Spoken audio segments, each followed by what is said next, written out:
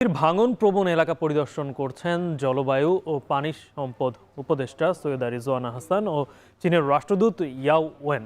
এই পরিদর্শন তিস্তা মহাপরিকল্পনার কাজ শুরুর সরেজমিন পরিদর্শন বলে ধারণা করা হচ্ছে।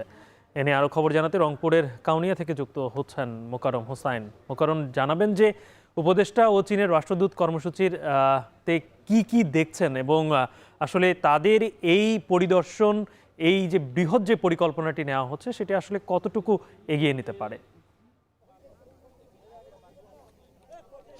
গালিব, তিস্তা ঘিরে যে মহাপরিকল্পনার কথা বলা হচ্ছে, এই মহাপরিকল্পনার প্রতিশ্রুতি কিন্তু ১.৫ দশক ধরে ঝুলছে উত্তরের ৫ জেলার মানুষের ভাগ্যের উপরে। প্রত্যেক বছরই সরকার আসে, সরকার যায়, কিন্তু তিস্তা নদী বিধৌত মানুষের যে ভাগ্য উন্নয়নের পরিকল্পনা সেটি আসলে কোনো সরকারই শুরু করতে পারে না। সবশেষ অন্তর্বর্তী সরকার বলেছিল ২০২৬ সালের জানুয়ারির মধ্যে তিস্তা মহাপরিকল্পনার কাজ শুরু হবে, কিন্তু সেই কাজ এখনো পর্যন্ত শুরু হয়নি। আজকে সেই কাজ পরিদর্শনের যে সরেজমিন পরিদর্শন সেটিতে এসেছেন চীনের রাষ্ট্রদূত ইয়াও ওয়েন।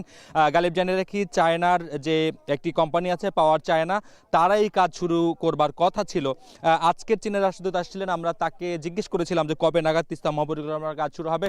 তিনি জানিয়েছেন যে দ্রুততম সময়ের মধ্যে তিস্তা মহাপরিকল্পনার কাজ শুরু হবে। এবং এদিকে জলবায়ু উপদেষ্টা রিজওয়ানা হাসান বলেছেন যে বাংলাদেশের তরফ থেকে প্রপোজাল রেডি করা হয়েছে এবং সেই প্রপোজাল অর্থ মন্ত্রণালয়ে পাঠানো হয়েছে। তিস্তা মহাপরিকল্পনা বাস্তবায়ন করতে কী পরিমাণ খরচ হবে সেই খরচের অঙ্কটি বসিয়ে সেটি চীনের কাছে হস্তান্তর করা হবে। এরপরে চীন তাদের সুবিধাজনক সময়ে সেই কাজটি শুরু করবে। চীনের রাষ্ট্রদূতের কাছে প্রশ্ন ছিল কবে তিনি এই কাজ শুরু করতে পারবেন। চীনের রাষ্ট্রদূত বলেছেন যে যত দ্রুত সম্ভব তিনি এই কাজ শুরু করবেন। তবে তিস্তা পাড়ের ৫ জেলার যে মানুষ, লালমনিরহাট, গাইবান্ধা, নীলফামারী, কুড়িগ্রাম এবং রংপুর, এই ৫ জেলার মানুষ বলছেন যে প্রত্যেকবার এরকম প্রতিশ্রুতির যে বৃত্ত, সেই বৃত্ত থেকে তারা বের হতে পারছে না, যার ফলে আকস্মিক বন্যা কিংবা খরায় তিস্তা নদীর যে মরণ দশা সেটি অঞ্চলের মানুষের গলার কাটা হয়ে দাঁড়িয়েছে।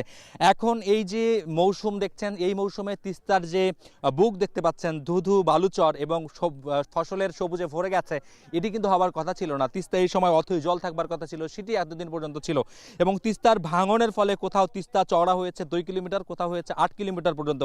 এই যে ১১৫ কিলোমিটার লম্বা তিস্তা নদী, যেটি 5 জেলাকে স্পর্শ করেছে, এই ৫ জেলার মানুষের হঠাৎ বন্যা, খরা, দুর্ভোগের সমাধান দিতে পারে তিস্তা মহাপরিকল্পনা। তবে সেই তিস্তা মহাপরিকল্পনার কাজ কবে, কখন, কিভাবে শুরু হবে সেটি আসলে এই মুহূর্তে স্পষ্ট করে বাংলাদেশ কিংবা চীন, দুই দেশের কোনো তরফ থেকেই স্পষ্ট করে তারা বলতে পারলেন না। তবে আশ্বাস দিলেন যে দ্রুততম সময়ের মধ্যে কাজটি শুরু হবে এবং বাংলাদেশের তরফ থেকে বলা হলো যে এই অঞ্চলের মানুষকে হতাশ না হতে।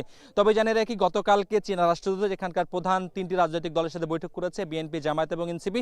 সেখানে তিনি আশ্বস্ত করেছেন যে নির্বাচিত সরকারের হাত ধরে চীনের এই প্রকল্পটি আলোর মুখ দেখবে। এই ছিল গালিব এই মুহূর্তে রংপুর থেকে তিস্তা মহাপরিকল্পনার যে পরিদর্শন চীনের রাষ্ট্রদূতের, তার সবশেষ খবর। তিস্তা মানুষের পাড়ের যে দুর্ভোগ, সেই দুর্ভোগ লাঘবের জন্য নেওয়া হয়েছে মহাপরিকল্পনা। আজকে জলবায়ু উপদেষ্টা ও চীনা রাষ্ট্রদূত ভিজিট করছেন রংপুরে, সে খবর জানাচ্ছিলেন মোকাররম হোসাইন।